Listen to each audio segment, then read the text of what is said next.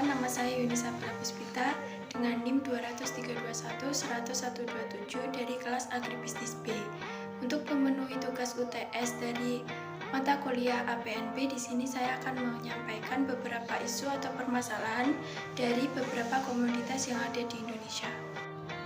Pertama, yaitu komoditas padi. Informasi dari kap.paverta.ugm.ac.id pada komoditas padi di Indonesia itu memiliki beberapa permasalahan.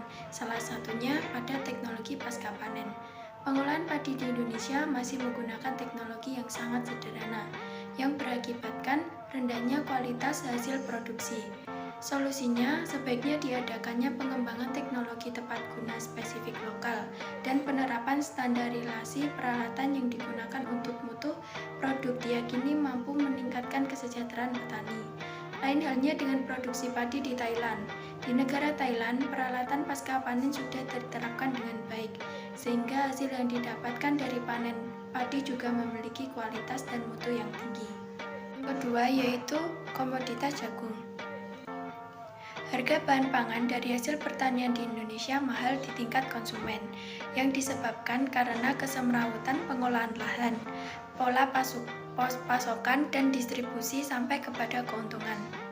Literasi dari liputan6.com menyatakan bahwa di Indonesia pengolahan lahan pertanian masih lemah. Konversi lahan memasif terjadi di mana-mana. Distribusi perdagangan jagung dari produsen sampai konsumen akhir melibatkan 2 hingga 9 fungsi kelembagaan usaha perdagangan. Solusinya, sebaiknya pemerintah atau pihak terkait dalam produksi jagung mengatur antara rasio pertanian dengan rumah penduduk atau perumahan dan memberikan dukungan transportasi dan infrastruktur yang memadai.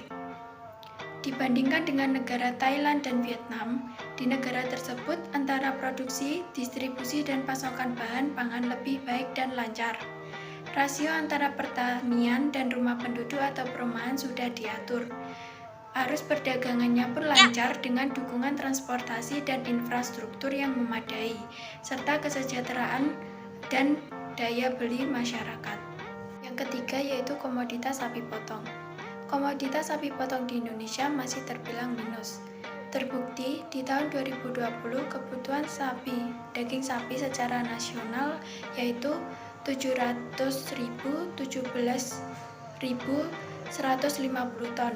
Sedangkan produksi daging sapi di dalam negeri hanya mampu memenuhi 58%. Artinya defisit 200.094.627 ton daging sapi serta dengan 1,31 juta ekor sapi. Kekurangan kebutuhan daging sapi dicukupi dengan cara mengimpor sapi dari negara Australia. Solusinya dengan menekankan kembali program pemerintah seperti upaya khusus sapi indukan wajib bunting atau SPSUS Siwap dan gertak birahi. Komoditas sapi potong di Australia berkembang sangat pesat. Negara ini mampu menghasilkan 600.000 ekor setiap tahunnya dengan alasan diterapkannya proteksi lingkungan dan biosecurity yang terstruktur serta konsisten. Sekian dari saya. Wassalamualaikum warahmatullahi wabarakatuh.